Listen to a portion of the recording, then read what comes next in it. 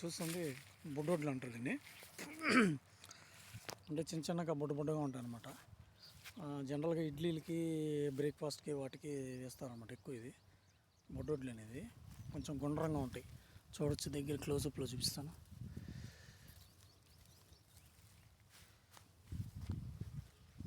ఇది ఈసారి మనం ఏం చేసామంటే, వరి పైరు చేసి ప్రతిసారి మనకు ఖర్చు విపరీతంగా పెరిగిపోతుంది. దుక్కి దున్నడం కానీ, కలుపు తీయడం అనేసి, లేకపోతే మందులు కొట్టడం అని. ఈసారి ఏం చేసామంటే అసలు కూలీలే లేకుండా చేయడం సాధ్యపడుతుందని ప్రయోగం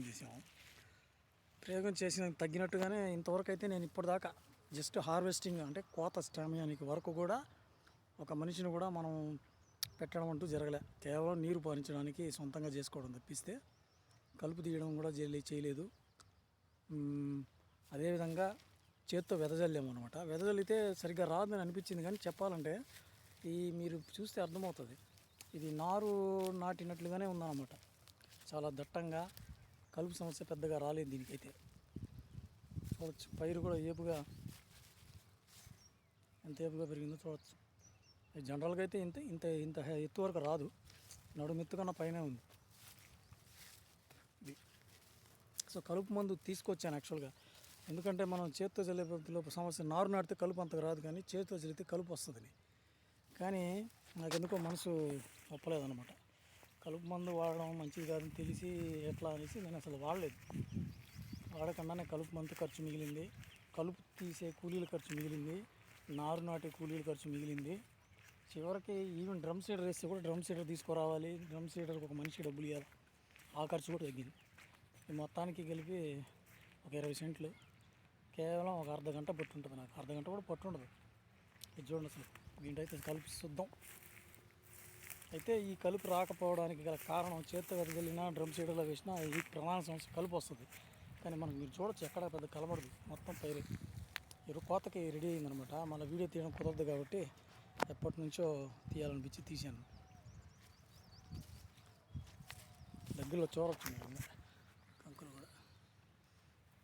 అయితే దీనికి దాదాపు ఒక నెల వరకు మగ్గనిచ్చాను బాగా. ఎరువులు కానీ, పచ్చి రొట్టెలు విపరీతంగా వేసాను. ఇంకా ఈ రసాయన ఎరువులని వేసాను కానీ చాలా తక్కువ. మొత్తానికి ఒక 20 సెంట్లకు కలిపి ఒక 25 కేజీలు యూరియా వేసి ఉండొచ్చు. 25 కేజీలు యూరియా, 20 కేజీలు పొటాషు, ఒక 20 కేజీలు సూపర్ ఫాస్ఫేట్, అంతే. జస్ట్ ఎన్పీకే అంతే.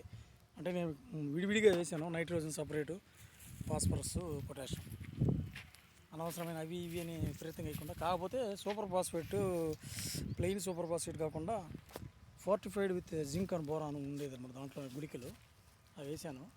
పర్వాలేదు, వరికి అయితే బాగానే పనిచేస్తున్నాయి. ఆ గుళికలు కొద్దిగా కరగవు సామాన్యంగా, కాకపోతే వరిలో కాబట్టి నీళ్ళు ఉంటాయి కాబట్టి నాకు బాగానే పనిచేసింది.